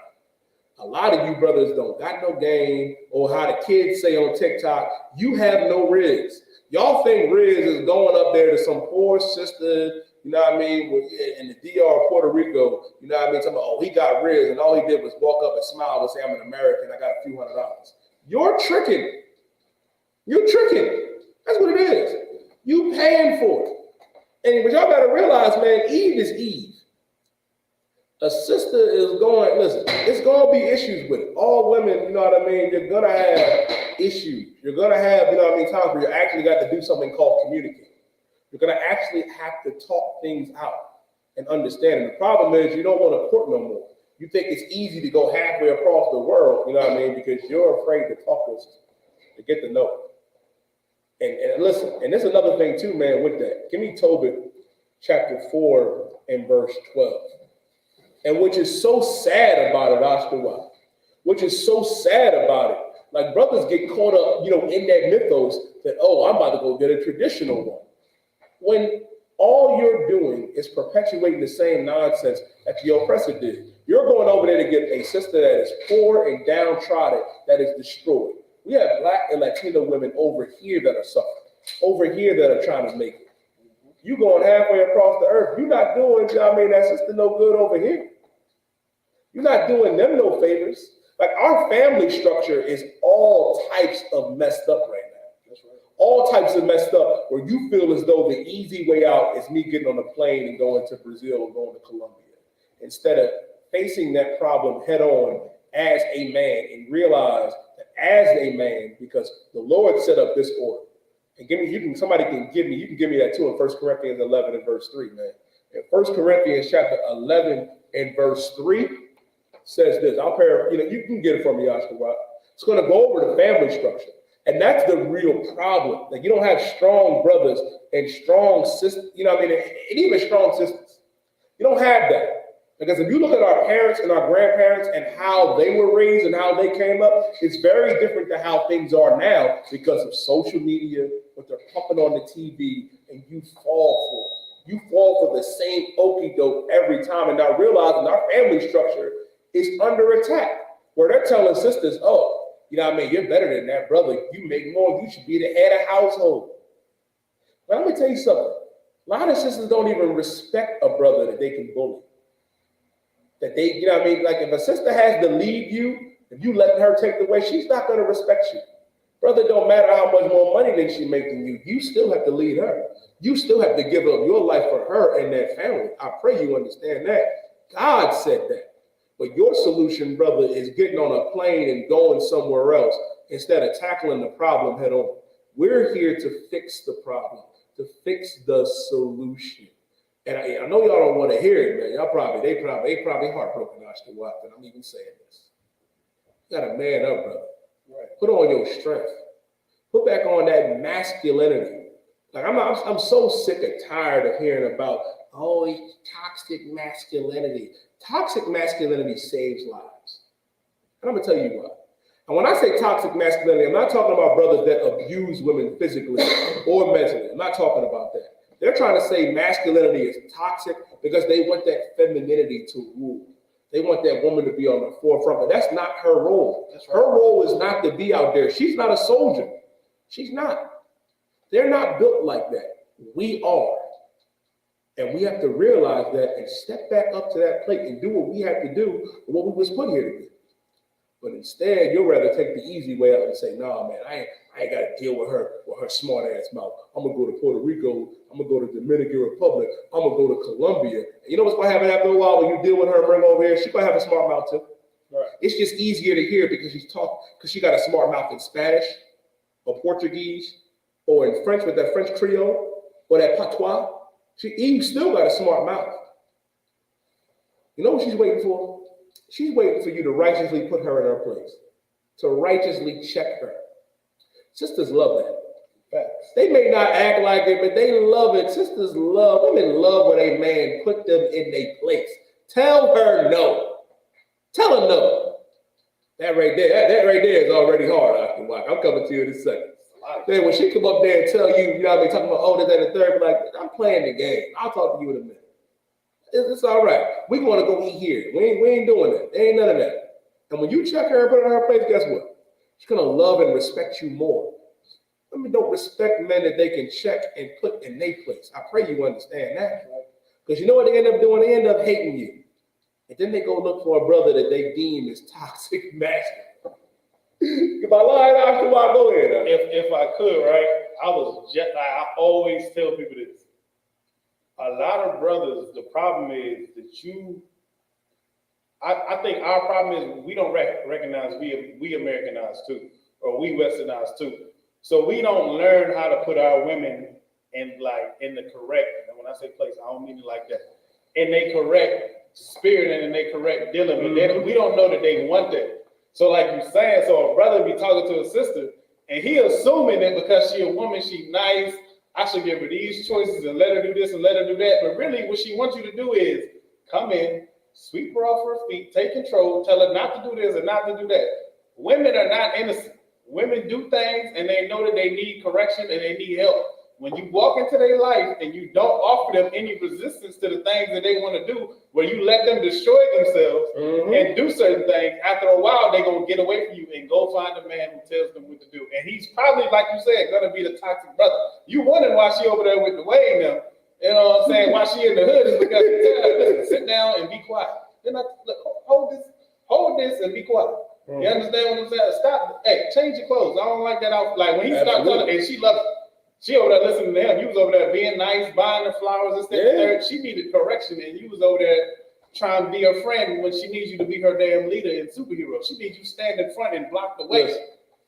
What's so heavy about what you're saying, man, which is just so heavy about what you're saying, they need that correction. They need it. They don't need you simps in the comment section. They don't need that. They don't need y'all sipping, oh, you're so beautiful, you're my lovely, let me buy you these Valentine's Day gifts. You went out there and bought all them Valentine's Day gifts. You ain't supposed to be celebrating Valentine's Day neither. And guess what she did? She went out and got with somebody else. Good night. That's what happens. You're getting ready to get on a plane right now to become a passport bro because you don't have no game, because you don't know how to put that sister in check. Right. Women love correction. Women do not respect a man that they can just walk all over. How do I know? How do I know? Because if I was up here saying God loves everybody, oh, sister, you're right, they would leave. They're not trying to hear that. You know why that sister's in here right now arguing with me? I don't got to tell you why. Why she's still here, I.S.U.P.K? Nah, the sister said, the brothers be like, hey, beautiful, blah, blah, blah. Hey, you don't want to hear that? You don't want to hear that. You know how many times they hear that nonsense? And you know who I really blame? You know who I really blame for that? All that garbage. To go to the other side, I blame social media. I blame TikTok and the Instagram, because I'm going to talk to the incel brothers for a minute. The incel and the Sitting brothers for a second. The reason why you become passport brothers, because you've been watching all that illicit, deviant activity on the internet since you was 14, 15, 16, 17 years old. And you look at those promiscuous women that were abused, and that's what you want. That's all you can see. And then when you slide in her DM, when you slide in her inbox, and then you like, oh man, she ignored me. She left me on red. Forget her. I will go to Brazil and get someone, you know what I mean, that doesn't speak the language, that was abused just like her, and get her to feel validated. You're weak, guy. You're weak. That's a different level of weakness. When you got, listen, you got a lot of good sisters out here, man, that need a brother, that want a brother. They may not know how to tell you they want and need a brother, but you can see the signs. Right. I see the signs. Listen, we see the signs in it. You know why you got time to sit up here and argue, you know what I mean, and agree at the same time with us? Because you need a man, you need I.S.U.P.K in your life. You need Shabar Zaki. Right. I'm just saying. I'm going to go to you to Shabar, then I'm going to go to I.S.U.P.K. In 1 Corinthians 10 and 23, speaking of these passport brothers, it says, 1 Corinthians chapter 10 and 23, all things are lawful for me, but all things are not expedient. All things are lawful for me, but all things edify not. So basically, I'm bringing that out to say this. Like I said, in I.S.U.P.K, we have that courting process. Even though you can we know sex is marriage, if you just going over, like you said, flying over somewhere else, you're not taking those proper steps. Right. And what's so heavy about what you said, put your bar hand. According to God, sex is marriage. Like, we have a rule here in the U.P.K. Don't even touch a sister. Don't even touch a woman unless you're going to spend the rest of your life with her, man. Don't waste that woman's time, man. Don't waste that sister's time. We ain't got time to be wasted. Get to know her first. Why you always got to jump to get in the box and to have sex with her? No. Court each other. Walk 4 seasons with each other. Like, sister, me and you start talking, right? We start to talk right now. We're getting ready to go into the spring. You could be a completely different woman come in summertime, and I could be a completely different brother come the fall. But if we can make it through 4 seasons, make it through that year, maybe we belong together. But we owe it to give each other time to grow and get to know each other. Y'all jumping into it, expecting sex and expecting to jump into it, that's the problem right there. You jumping in there, brothers, you having sex with everything that ain't tied down. A lot of you sisters, not saying all of you, but some of you sisters opening your legs to everybody, and then when you come together and realize you ain't got nothing in common, but they stay together for the kids, and then you wondering why you hate each other, you didn't give each other time to get to know each other. You didn't. Not only did you cheat yourself, you're cheating the children as well. You're depriving our babies, man, of a healthy 2-parent structural household where they get to see father and mother. That's right. Because you can't control your lust. Close your legs, man. Like, brother, control yourself, man. Get to know her. You want to get intimate with her? I'd rather get intimate with a sister's mind first. Get intimate with her mind. You in her mind, the body will come later. You'll be all right. That's what you have to do. But a lot of y'all just jump into it. A lot of the keyboard warriors is crying right now and not typing because they know what type of brother they are. You slide up in every sister's DM, all the sisters that don't got their clothes on or whatever, that screaming, I was abused as a child. You're trying to get with her, not trying to heal the trauma, not trying to be the solution to the problem. And then when she blows you over, you know what I mean, and blows you off, you decide to go to a, you know what I mean, a country that's poor, like Puerto Rico or Cuba, you know what I mean, a Dominican Republic or Colombia, you know what I mean, or somewhere else in Bolivia or Brazil to get a sister like that. The same result's going to happen. You're not going to have a good foundation of a marriage because it's not starting out on the right path. That's right. Your mind is fixated on one thing. Oh, she won't have sex with me. Oh, that girl over there in Cuba will have sex with me if I flash a couple dollars. You weak, man. Right. You weak. You don't have to be weak. You can come up in here, man, and become masculine. You can come up in here, but I can tell y'all why y'all was shy, man. Come in here and learn. And listen, let me tell you something else. It ain't nothing wrong for a man to be alone for a while. There's nothing wrong for a brother to be by himself chilling, you know what I mean, taking care of himself, you know what I mean, and get himself in order. Because how the hell you gonna raise that sister up and correct her if you not in order? Sisters look to us to be that pillar of strength and stability, which we are. But you have to be raised up first. You can't have that you can't have that mentality of, oh, just because I looked at her, or I slid in her DM, or if I said some small thing to her and she don't want me. Nah, Keisha don't want you. Go down the block. Go visit your cousin Ray Ray in Baltimore or DC or somewhere. You ain't got to go get a passport and go make a whore of a sister over there, man. No, we got to raise the sisters up here. We got to raise them up over there too. But they got to get raised up over here as well. You can't leave them behind.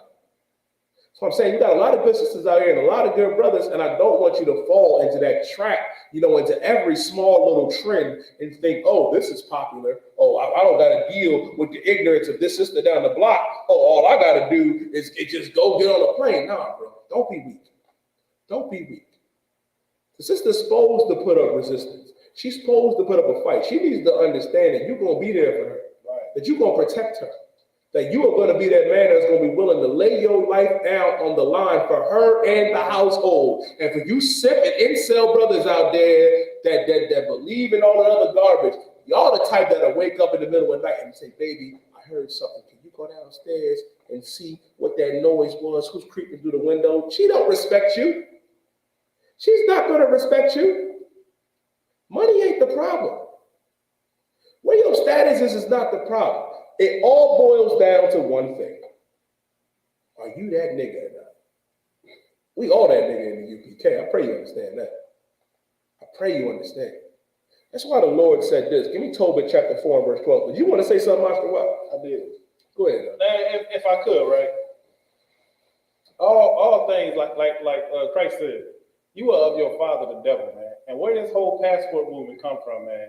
If you pay attention to the world, it was a devil named Peter Nygard who went over to, I think, the Bahamas.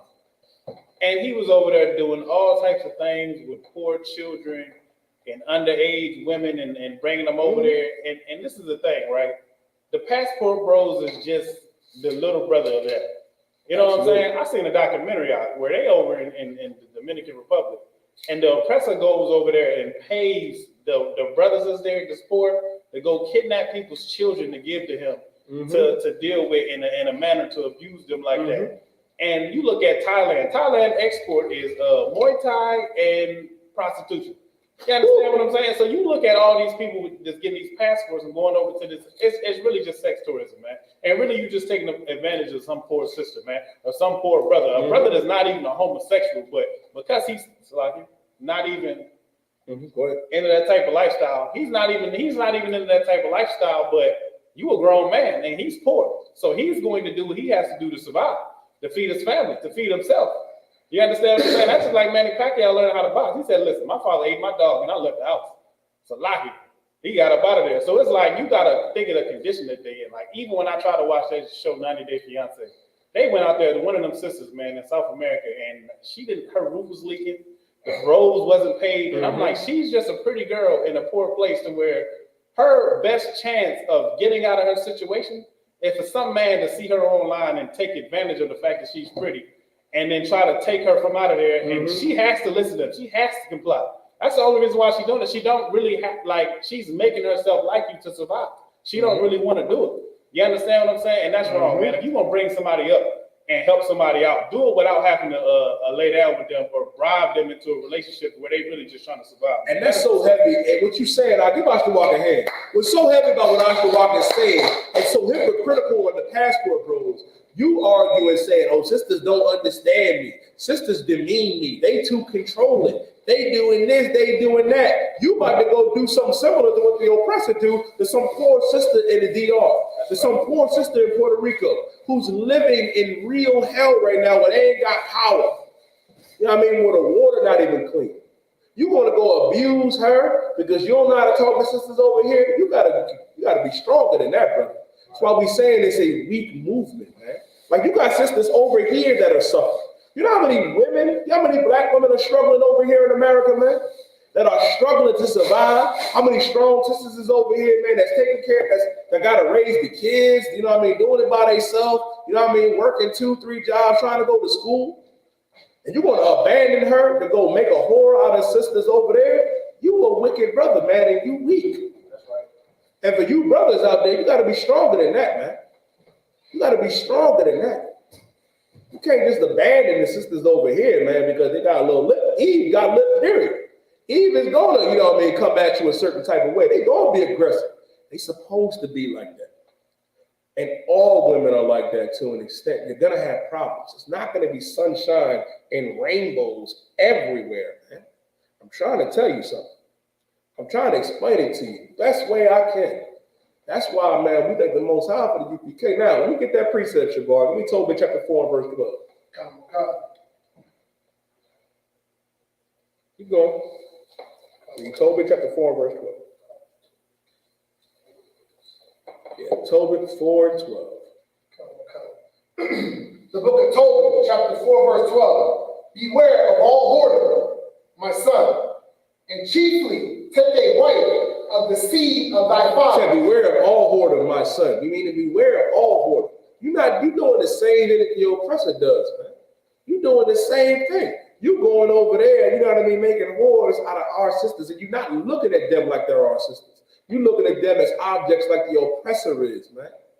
You know what I mean? So you can fulfill your lust and your fantasy. You are a sick brother, man. You need help. You're weak. That's why our God said, beware of all whoredom, my son. Read. God. And chiefly take a wife of the seed of thy father. And chiefly take a wife of the seed of thy fathers. Meaning you got to take a wife of the seed of our fathers, who are Israelites, who are blacks, Latinos, and Native American Indians, man. That's what you need to do. Now, ain't nothing wrong with a brother that's well-traveled, and you going over there, you like to travel or whatever, you know what I mean? You're going to raise your sister up, build her up, and court her. But a lot of y'all brothers not doing that. You tricking. You tricking. You paying for it. Go ahead, Ash. Good. It's Dominican sisters over here. Is it not? Is it not? Is it? You mean to tell me you about to go pay $200 for an expedited passport? It's not Dominican sisters in the United States. It's not Puerto Rican sisters here. It's not Cuban sisters and Bolivian and Colombian sisters here. There are. You just don't know how to talk to them. You ain't got no game. Or as the kids say, Shabar, they ain't got no riz. Y'all riz and game is flashing a couple dollars so you can have, you know what I mean, have a love you for not a long time, but for a short time. That's an evil thing to do, man, and it's against God. That's why God said, beware of all whoredom, my son, all whoredom, and chiefly take a wife of the seed of thy fathers, meaning take a wife. Understand, sex is marriage. When you lay down with that sister, you are marrying her. That's why, you know, which is so evident with the scripture saying, man, like you become one flesh. You become that one family structure. And what you need to understand, man, as Black, Latinos, and Native American Indians, you got to stop with all the promiscuous activity and giving your body up to everybody and anyone. You can't do that. If you're a brother, you go lay down with that sister, understand that sister and you are married. And you're supposed to be with her for the rest of your days unless she commits fornication and sleeps with someone else. And sister, you got to remain, whatever brother you sleep with, you got to remain with that brother. Most sisters anyway, when you lay down with that brother, you are assuming that that brother is going to be yours forever, that you're going to stay with him. But because, you know what I mean, of how you're being taught over here, you taught to act in promiscuous ways and follow after the Meg Thee Stallion and Cardi B's. That's not how it's supposed to be. That ain't how it's supposed to be. Deuteronomy 23:17 says, there shall be no whore of the daughters of Israel. You know what I mean? And not a sodomite of the sons of Israel. Meaning we ain't supposed to live alternative lifestyles and we ain't supposed to be whores or whoremongers. If you a brother that believes that you have to go and get on a plane to go talk to a woman and get with a sister, you are a whoremonger. You are. You are. You got to cut that out of you. You got to cut it out. That's why it says, beware of all whoredom. My son, beware of it. Like you give him place. And guess what? Our sisters will stop being whores if brothers stop loving whores. That's right. The day we stop loving whores, man, sisters won't be whores no more. You know what happens? I be seeing them Twitter feeds, man. It be sisters out there that be posting them promiscuous photos, and brothers are going there and troll And one brother would comment on them or under the picture and be like, listen, sister's bent over, showing everything. And the brother go in the comment section and say, listen, man, I know it's a lot of brothers here. I need to learn how to, change my tire. And I've seen brothers actually go through the steps in her comment section and show it. Not even paying attention to her. And sisters know. They know this too. The day we stop liking that type of behavior, they'll change. But it starts with us first. Beware of all whoredom, my son, and chiefly take a wife of the seed of thy fathers. That's right. It is important to understand, man. Like, this cuts interracial marriage, it cuts whoredom, it cuts hoeing and whoring itself. We have to do better with Blacks, Latinos, and Native American Indians, man. I pray you understand that. Keep going, Shabar. God. Remaining of Tobit chapter 4, verse 12. And take not a strange woman to wife, which is take not a strange woman to wife. You ain't supposed to take a strange woman. You ain't supposed to take the oppressor's daughter. Because this ain't for the oppressor. This ain't for the colonizer. God does not love you. You in the comment section talking about, tell me why this is wrong. Your entire existence is wrong. Your entire existence is wrong. And it offends you. Because you're not supposed to be in charge. God does not love you. God only loves Blacks and Latinos and Native American Indians. That's why he's telling us. Read that again, Shabar. Oh, God. You ain't messing with me, oppressor. I love that you here. Like this live, man. Get them, share it to your oppressive friends, man. And if you're really sorry, it's something that you can do that the Bible says to do. You can kiss the boots. And you can empty out your bank account. You ain't messing with me. I don't mind you being here. It's a lot. Keep going, Shabar. Read what I asked for again. Come. Okay, Tobit chapter 4, verse 12 in the middle. And chiefly take a wife of the seed of thy fathers, and take not a strange woman to wife. And take not a strange woman to wife. Then don't take the oppressor or the oppressor's daughter to wife. Don't do that. If you're a brother, you're supposed to get with a sister, man. A Black, Latino, First Nation woman. If you're a sister, you're only supposed to get with a Black man or a Latino man, a First Nation man, an Israelite. This ain't for the other nations. This is only for our people. Keep going. And take which is not of thy father's tribe. Which is not of thy father's tribe. Samson made that mistake, and I'll go into that next time I teach. I always talk about it, Oscar. I always talk about going into it. We never go into it. Next week, I'm going to go into Samson. Because I think I brought up the precept of Captain Paul, where Samson went to his father and mother and said, yo, I want one of the daughters of the Philistines and the Africans. And Samson's father and mother said, yo, is it never a daughter of our people? Like, you don't want to go get a sister. You don't want to go get a sister. You want to go to Thailand? Don't you know that? Let me explain something to you brothers that's going to Thailand. You think you're going to Thailand to get a woman. You're really getting a man. It's a lot. It's a lot. I think I'd rather talk to Keisha. I'll talk to Sharita. I'll talk to Joe. I'll talk to my sisters over here. How about that? I'll talk to them. At least I know. Come on, man. Go ahead, Oscar. And if I could, the other thing about it is our sisters is just the best women on the planet. That's the other thing. Get out of here. And like you was bringing out, best women on the planet. You heard about that? And like you was bringing out earlier, man. This is and we're supposed to think that too. Like, our people should think that we the best on the planet. Like, we should think that. That's good for our confidence instead of thinking that we second to somebody that I ain't gonna get it there. But anyway, we should think we're the best on the planet. But another thing you were saying too earlier is another thing that's wrong with brothers is you picking the wrong type of woman for you.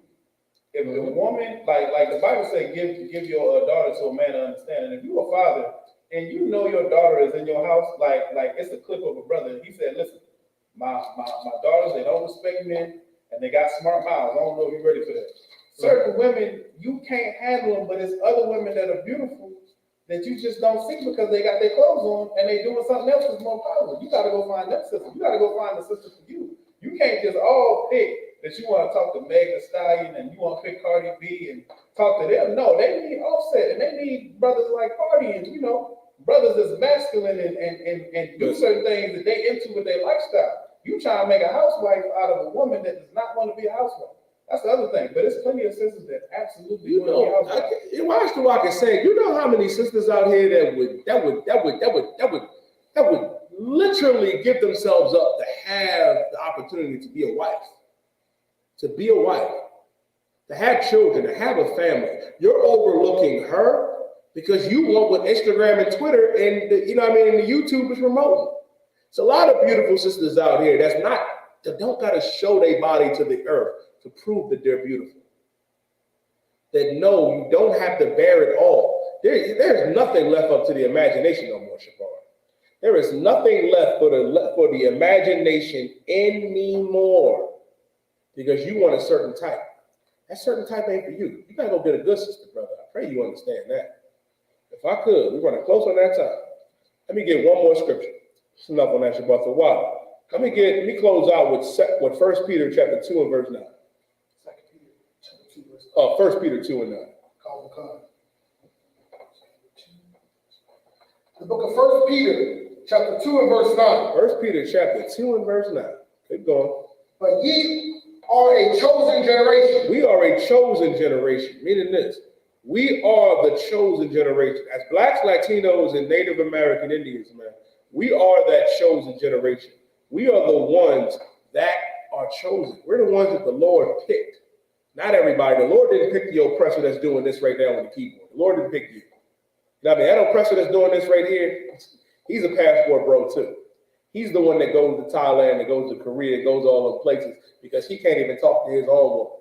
The oppressor will blow up a school, if Susie, declines his invitation to the dance. That's that oppressor in the comment section right now.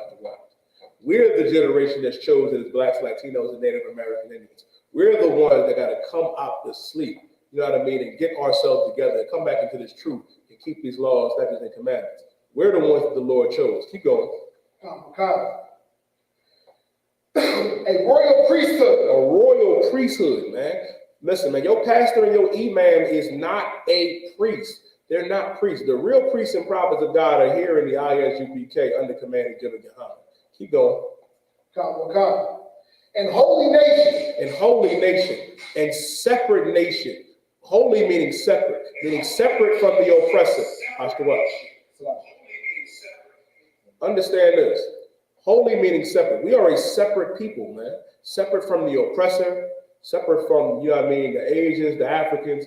God chose us to be separate. That's what holy means, to be set apart. Keep going. That ye should shew forth a peculiar people. A peculiar people. A peculiar meaning special. Meaning we're that special people. We're that peculiar people that the Lord chose. The Lord didn't choose white people. The Lord didn't choose these other nations, man. Keep going.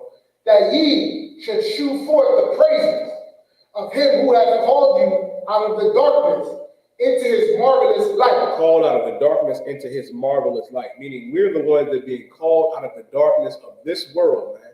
Called out of America, called out of Babylon, called out of this captivity, man, into his marvelous light, which is the Israelite school of universal practical knowledge. With that being said, I am Precinct Officer 1000 Yadai. This is the Thursday night, history class. Make sure y'all tune in, every week, man, Monday through Friday from 7 p.m. to 9 p.m. We are the Israelites of antiquity, Black, Latino, and First Nation men and women. This is only for Blacks, Latinos, and Native American Indians. Come through into the I.S.U.P.K. And before you click TikTok, Ashtawa, I want to say that the white man is the devil that the Bible speaks of. El hombre blanco es el diablo. You can read that in Romans 9 and 13. Shalom. Now, make sure y'all check us out, Raleigh, North Carolina, man. The Passover. The Passover is going to be in Raleigh, North Carolina, April 1st, Saturday, man. Commanding GEN.YAHANNA, got it down in the convention center. Make sure y'all check us out, man. And with that being said, I'm going to pass the class off to priest and officer Ashtawa.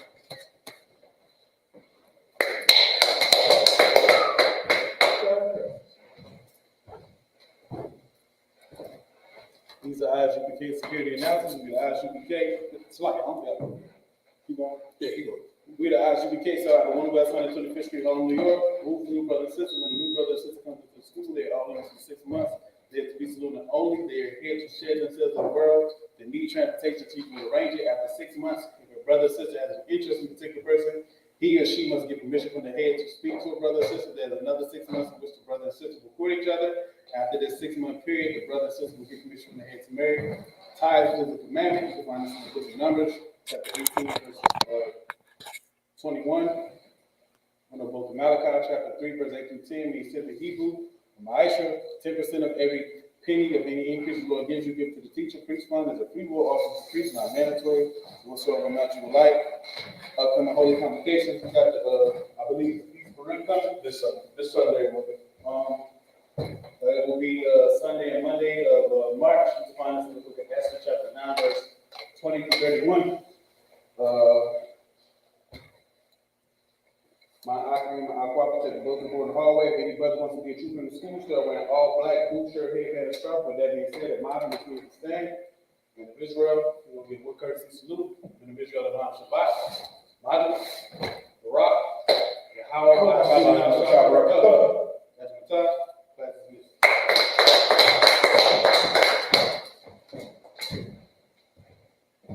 Yo, Emma, we do this catch up too.